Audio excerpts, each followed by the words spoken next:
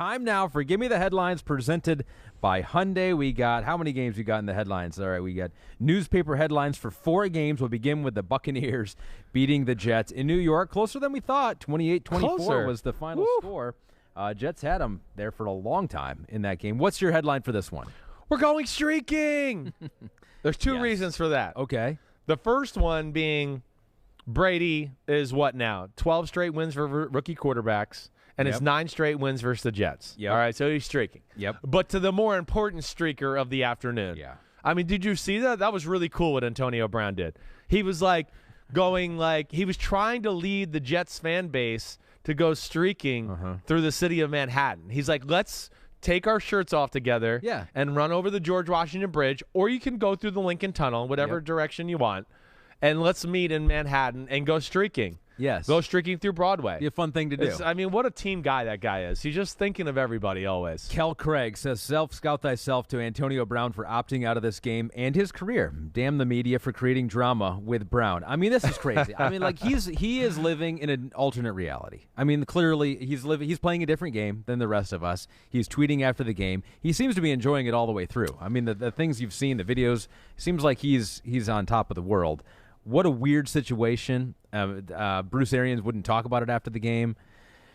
And the crazy thing is that without Godwin and with some injuries, Mike Evans back, but, the run game and Fournette, and I think Jones went out in this game. Yeah. I mean, they need weapons. Yeah. They needed him. They needed him. And he's gone. No, I mean, I've never seen anything like it. I know we talked about it a little last night, but I mean, again, just to let it kind of settle here 24 hours.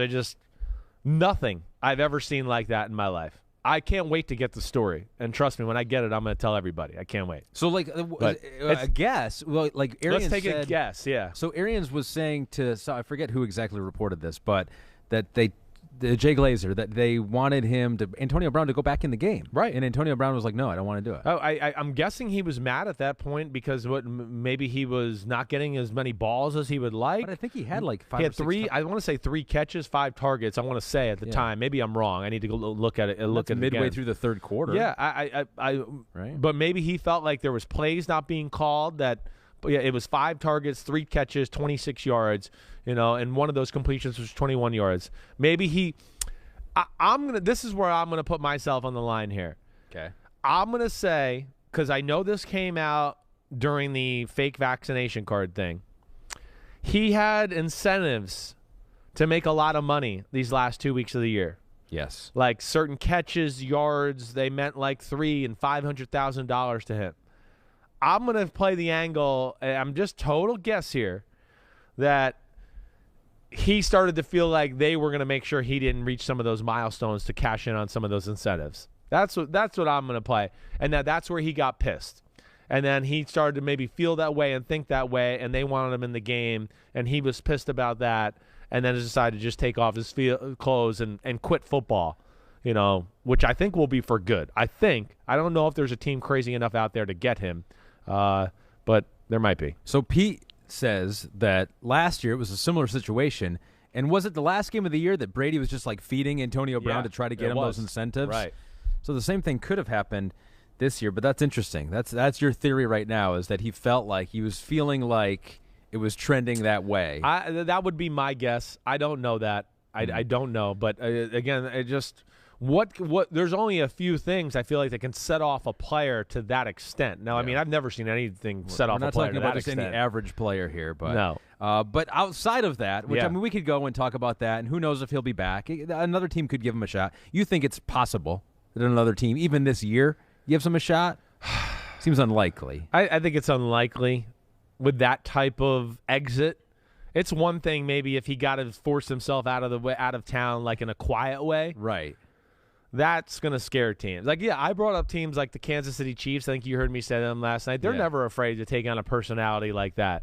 Andy Reid's got unbelievable people skills. He probably feels like, hey, I got Kelsey and Mahomes. They understand how to, like a Brady, take a guy in and make it all work.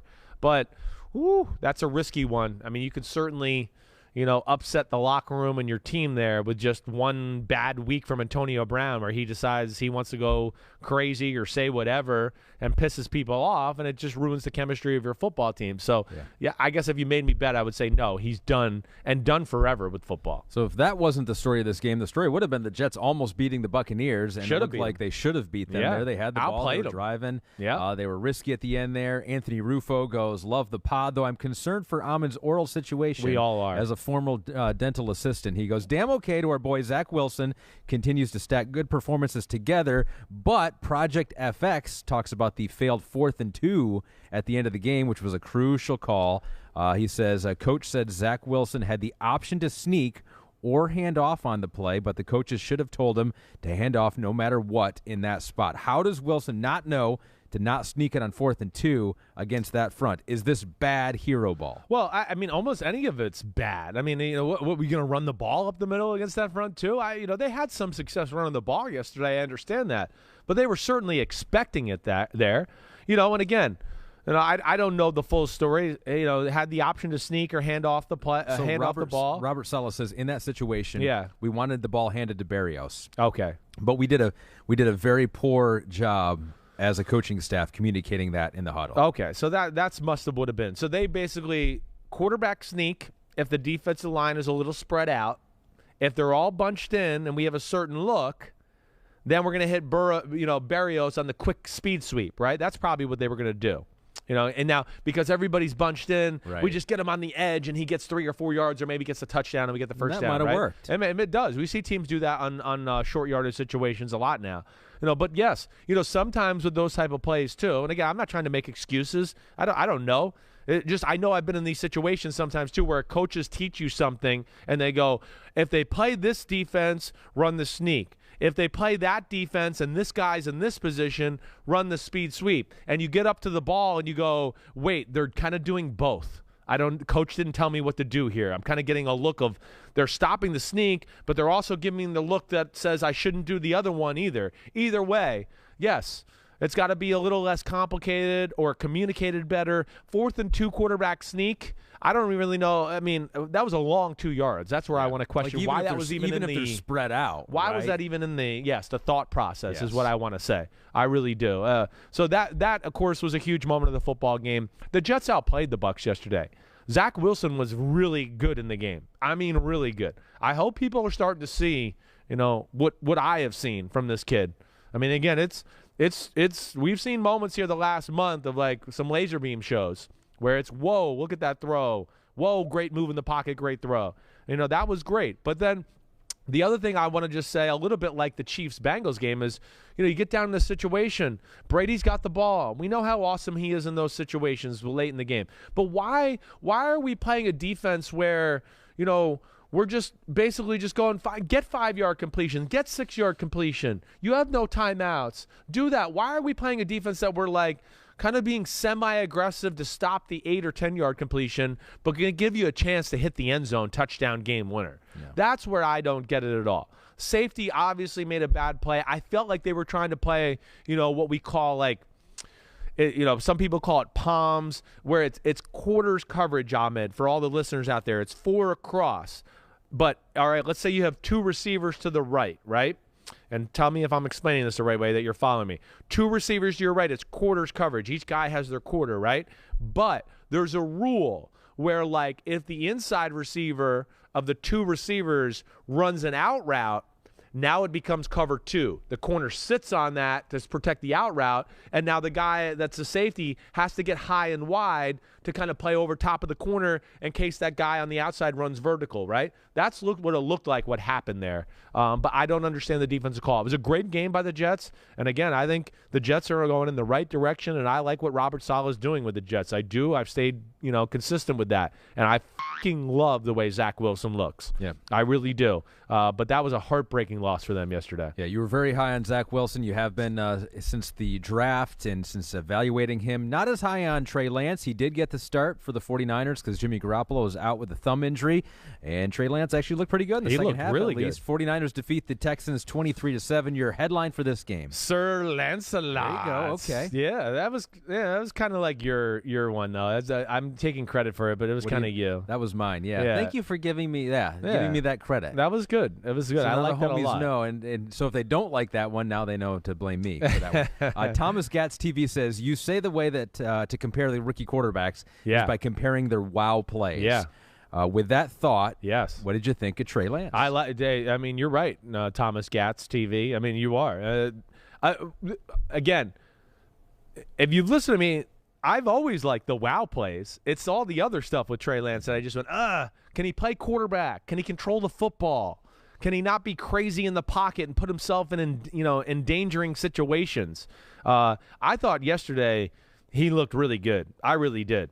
Again, I know it wasn't perfect. Early on, they struggled a little bit, finding some consistency, moving the ball a little. They got stopped on, 2 fourth downs, 4th and shorts, I think, in the first half. One where they were kind of down there close, another one at midfield. So they had a little struggle there. But either way, even in those moments, and even after the interception, I never felt like the game was too big for him. He never looked like he was panicked or flustered. And the biggest thing, Ahmed, is he controlled the football for the most part of the day. It wasn't perfect. Still not perfect spirals and all that, and that's fine. It might never be. It doesn't matter. But where he was aiming, the ball generally went.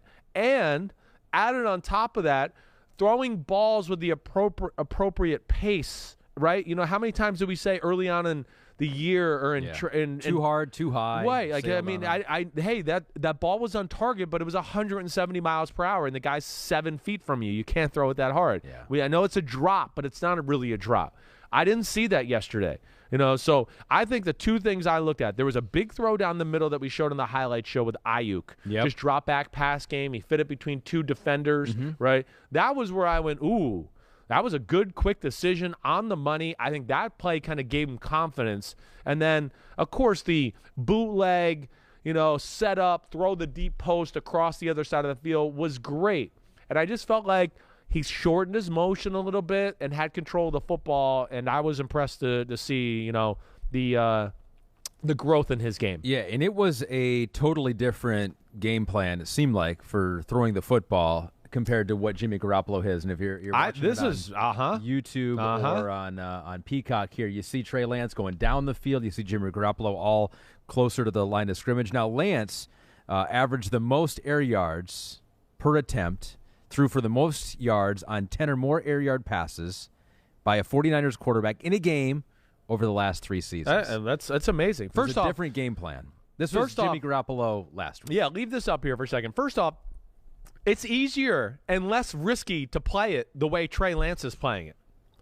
It is. Throwing the ball outside the numbers, less crowded people there. Throwing the ball down the field, there's less crowded people there, right? Instead of where Jimmy Garoppolo is throwing the ball, as you see here, because he does not have the arm that Trey Lance has, that's f***ing danger area. That's quarterback, like, where I look at that and go, holy shit, every time you're throwing the ball, you're going, I hope it gets through there. I hope he doesn't get hit and the ball pops in the air and it's interception. Man, that's living dangerously. It's one of my issues with the 49ers offense. You know that. I know Shanahan made a comment of like, hey, Jimmy Garoppolo, they've won, they've done a lot of things and all of that. I don't know. I just find it interesting. I do. I think we'll see Jimmy Garoppolo back. But the way Trey Lance played yesterday and all of that, they're almost more dangerous to defend the way he plays, and then they have him at quarterback. Does Kyle trust him enough? Well, does he trust Jimmy Garoppolo? Well, that's where I get back to it. That's where I was just going to, and I'm glad you led me to that. Because it's like, okay, we know Jimmy's played, but damn, Jimmy is like the most untrustworthy playing quarterback in football. He's always good for like every other game for us going, has he just started playing yesterday, or has he played like 70 games over the last 4 years? That's what it's weird to me. So, I expect him, I guess, if Jimmy is healthy, to go back to him. But I think like if Jimmy can't play this week and still has a broken thumb issue in the playoffs, I came away after yesterday going, I think they're going to be okay with Trey Lance. Like, they're still going to be dangerous. They are. Now, yes, you just got the trust tree. Can we trust him not to like on the interception he threw yesterday. That's a Shanahan special. Kyle Shanahan invented that play. And everybody might go, what play are you talking about? I'm talking about the play of you fake the ball, you roll to the right. The tight end was also on the right, but he blocked down and then kind of fought his way through the line and comes back out the other side, right? Do you know the play I'm kind of talking about, right? Yeah, yes. Right? So there's a ton of teams that do it every week. Kyle Shanahan invented that play. And they're playing the Texans, and I'm sure it was open in practice all week, and he just threw it. It's open all the time. I'm going to throw it. And that's where he's got to learn to trust Trey Lance. I don't know if he's there or not. Either way, it sounds like things are going in the right direction. Does he trust him to beat the Rams next week, and that would give him a playoff spot if they can do that? That's what they have to do. I know. But maybe Trey Lance is changing your opinion on him a little bit, as is the quarterback for the Philadelphia Eagles. The Eagles defeat Washington, come back and win 20-16. What's your headline here? Falling for Hurts. Jalen Hurts. That's it. Are you falling for him? I respect Jalen Hurts. Always have. Turncoat Forever says, is Jalen Hurts still outside the top 40 for you, Chris? I think that's a condescending question or something there. I'm reading through that. But yes, he's in my top 40. Again, as I stated, and he goes #idiot. He didn't do that. As I said, I think the two biggest L's I've taken over the last 2 years are Devontae Adams and Jalen Hurts. Certainly, Hurts. They play the right way. They do. Again, as I always talk about, he's not going to be surgical. That's why sometimes it looks a little choppy, their offense, where you just go, wait, and they haven't moved the ball, all that, because it's a little bit at times relying on, when's he going to make that 20-yard throw or that 30-yard throw to flip the play? It's not going to be a bunch of 5- and 8-yard completions, and we're going to just be, Tom Brady or Drew Brees and go down the field that way. That's not the way they are. But again, with the way they run the football, the way they play on that side of the ball, it's the right formula for the team they have there. And yesterday, a little sluggish at first, but again, he's a gamer. It's 3rd and 4, scrambles, gets a first down. It's nobody's open, gets out. Understands to get his eyes down the field and find a one-on-one matchup. Let me put it in a spot where maybe my guy can go get it. They go get it. That's where he's been very good that way. He really has, and they play the right way around him. And, again, it's another guy I'd like to raise my hand and go, I'm not rooting against him. I have to give evaluations in football at times, and it's going to make people unhappy at times. I'm sorry about that. That's my job. And this is one I was wrong about, no doubt about it. Yeah, making a big play late in the game where he rolled out, scrambling, throwing downfield inside the 10-yard line. Right. Credit to Nick Sirianni first year there.